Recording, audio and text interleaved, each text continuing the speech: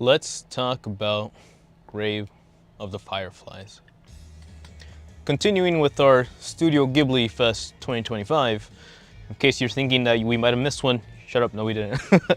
But Grave of the Fireflies is something that I've known about. I feel a lot of people understand what it's supposed to be, but because of life and whatnot, I just never got around to see it. I understand the negativity of it, and I believed I knew how bad it was, like how painful it was. Nothing really prepares you for life, but going through the examples, the emotions, the moments, and sitting down in that theater and just having to accept what was being fed to me through the medium was hard to watch, man. And you feel like you go through life and you understand things, and you can relate to circumstances or to people or to moments, but just being in that room with everybody and everybody being on the same page of how fucked up everything was going down was a moment, man. Because although you can say that anything could have been to prevent it, there are a lot of steps that could have been avoided. The responsibility of the kid was something that he wasn't ready for.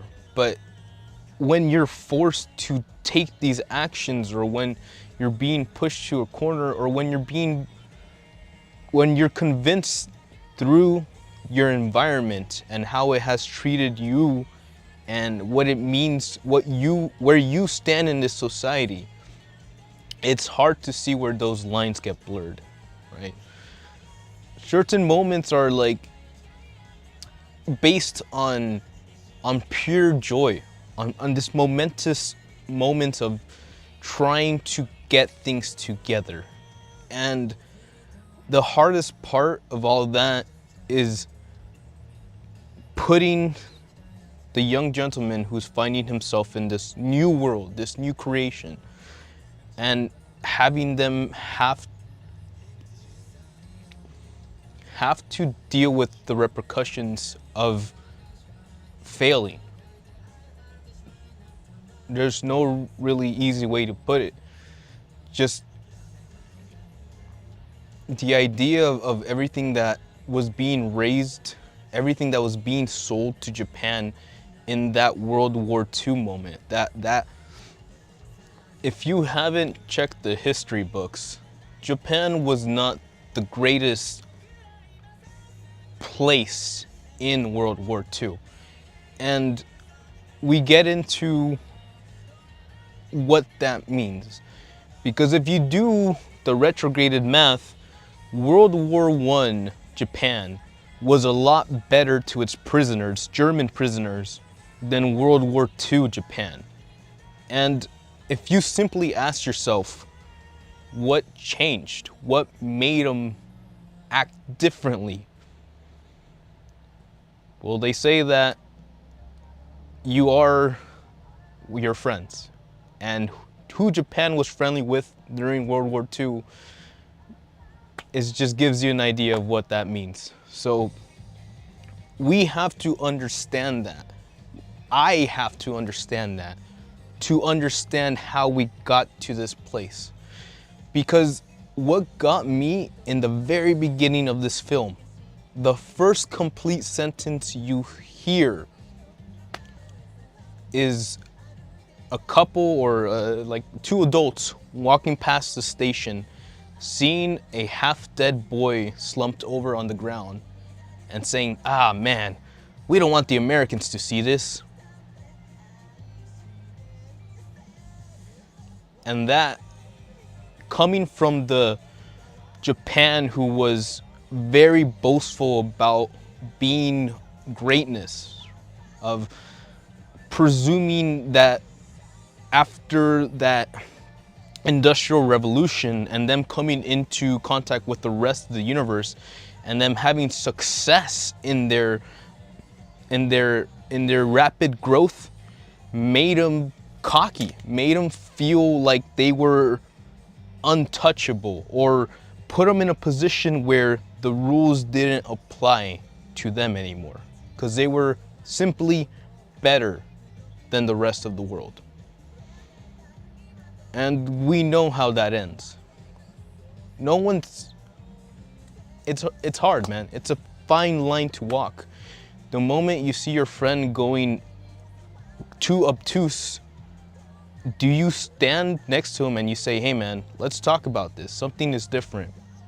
Or are you there to hype him up and be like, no, you're great, man, you do what you do? And that, simply put, that is all. Whoever gets to decide that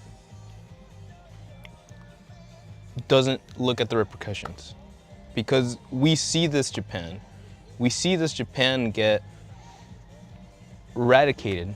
That's the American planes, the sound of the airships going past your town, just the sound of incoming danger, and just being aware of that any point that would happen to them. Why did we get there? How did it get there? And what did it leave behind, man? Just seeing everything be burned down, and to wonder who creates, what new infrastructures were built, and who decides, man? Who gets to take all the land when we've just eradicated genocide to half of our people, man? And it was maybe hard to watch, possibly, because I can't help but just think about what we're going through in terms of the world war and its economic stage, and just how Israel is bombing, people are dying, and to what extent? What are we creating? It's not about destroying, because anything can be destroyed and you can have a clean space. But it's what you create after that emptiness that forms, destroys, or inspires the future. And if you're telling me that the best inspiration for us is to starve children, to bomb cities, to burn down history, then I guess we haven't seen Grave of the Fireflies. Because it's not a happy story, right? They start you off from the beginning knowing what you're getting into, understanding that this is not gonna be an easy ride. But seeing the interview with the actual creator and why he was convinced to make this, why he was so adamant about actually going through with this project when everybody was telling him, hey man, this is depressing, it's not gonna sell. But still, that man was in the raids, the air raids, when they happened. The scene when they throw fire, like fire pipe bombs, and the surrounding buildings start engulfing in flames, he wrote that specifically because he remembers what it felt like. He says in the interview, quote, it feels like it's not real. You see the fires, you see the pipe bombs on flames, but it doesn't spread. And it almost feels like you're okay, like you'll be fine. But naturally, the fires do spread. And when he and his elder sister had to evacuate, they were essentially spraying themselves with water so they wouldn't burn themselves. But his sister was permanently scarred. And that's all you really need to know about that one. these moments, these emotions, these memories that shake people to their core, to a point that you're an old man, you're aged, you have experience, and still this story calls to you. This moment, this plea of patience. We've talked about parenthood. We've talked about how giving yourself for the future is noble. We'll say that. Noble. You're giving a piece of yourself, so hopefully something in the future can grow, learn, be something better. I believe that at the end of the day, we just try to make our offsprings or our loved ones or our young ones better because we know how bad it can get. Or maybe we don't. Right now, we're in a place of peace. We've been in a place of peace for the past 40, 30 years.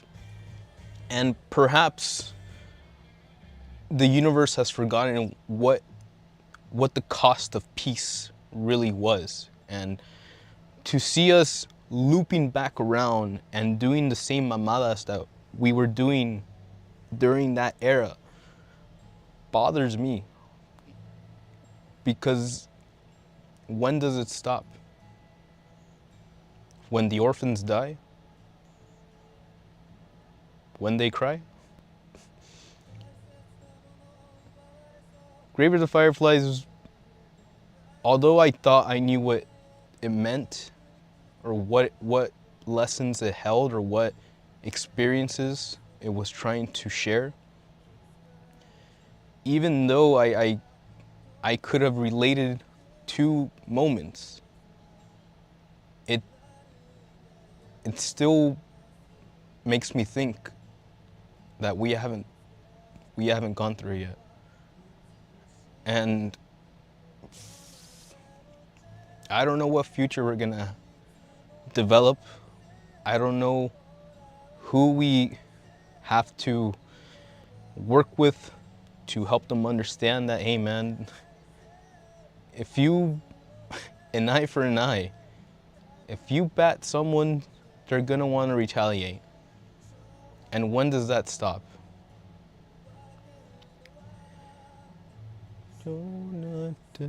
So, all I can really say for this is that these stories have a place, right? We like watching horror movies because they make us feel like our lives have weight. When we're being threatened with fear, it makes us react in a position, and that gives your life weight. That proves to you that you still have fight left in you. So either we need to be more honest with what we're doing, because there's a lot of misinformation that's being spread out there, and we need to be more honest with the hurt that we give, the hate that we give. Because while we're here in America, in California, things are fine. But not like this. Not like this. Not whilst the US is supplying Israel's attack. Not while the big annoying orange president is pushing for Ukraine to trade land with Russia, land swap. And I understand just how obnoxious I am coming out here and saying all this shit, but honestly, I don't see anybody else talking about it. And I get it. It's not gonna get clicks, it's not gonna sell. But that's not what this is about, man.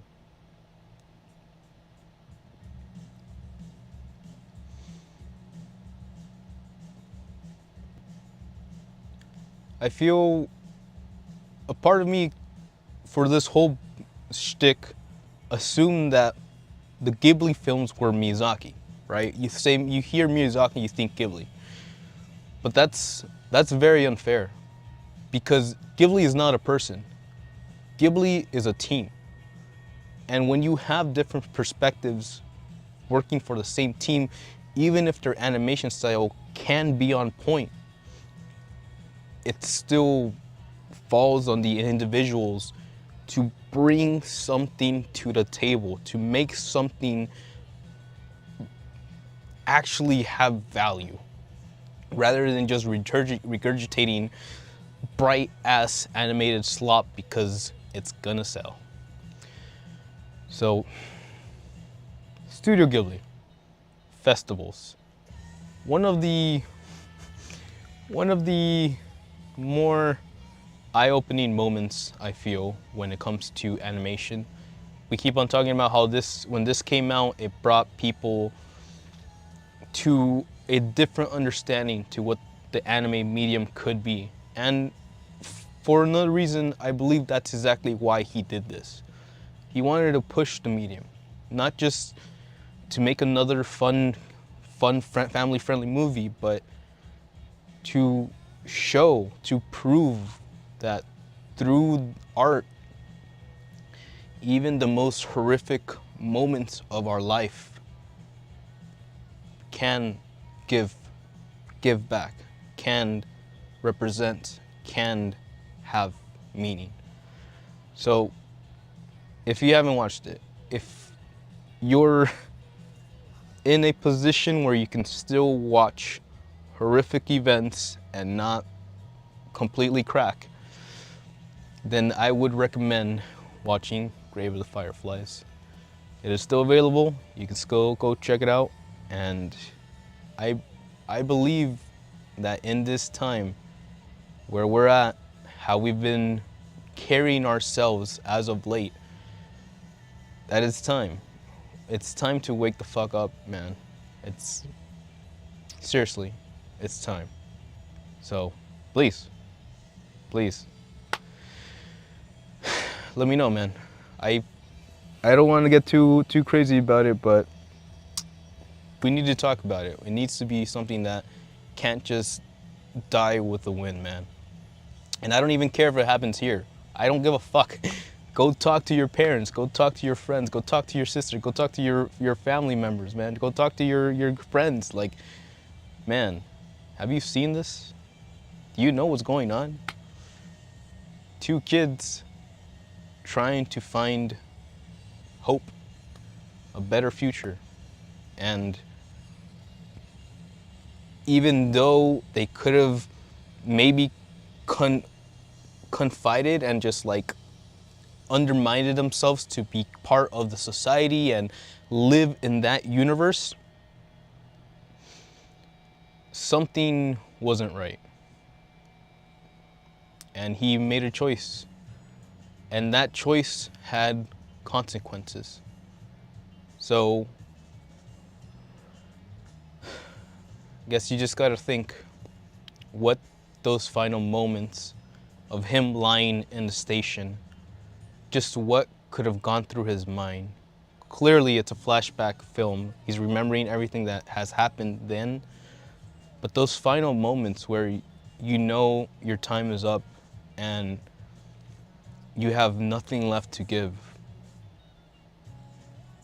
is that regret or is that peace? It's up to you, baby boy, girl. But until then, stay safe, man. Just, we're so used to hate and anger right now. And for obvious reasons. We're in a war with economics. We're in a war like in the overseas. We're having a war between men and women who, for some strange reason, can't seem to find common ground anymore. And I'd say we're in a spiritual war of people who are just fine with blindly following just as long as the fire doesn't touch their homes. But in a world engulfed by flame, do you seriously think fire doesn't reach your shores? So, Ghibli, man. Ghibli. Just things with perspectives, things with thought. Pretty sure they're gonna go back to something more cheerful next round, as will we. But for now, let's accept that. These emotions, whether they be positive, negative, they are there because they come from within. So really analyze that and try to come to terms with why this has happened. And if possible, if it is within your power, try to find solutions. Not just for yourself, but for the ones that deserve it. So, thank you. Patience, peace, love.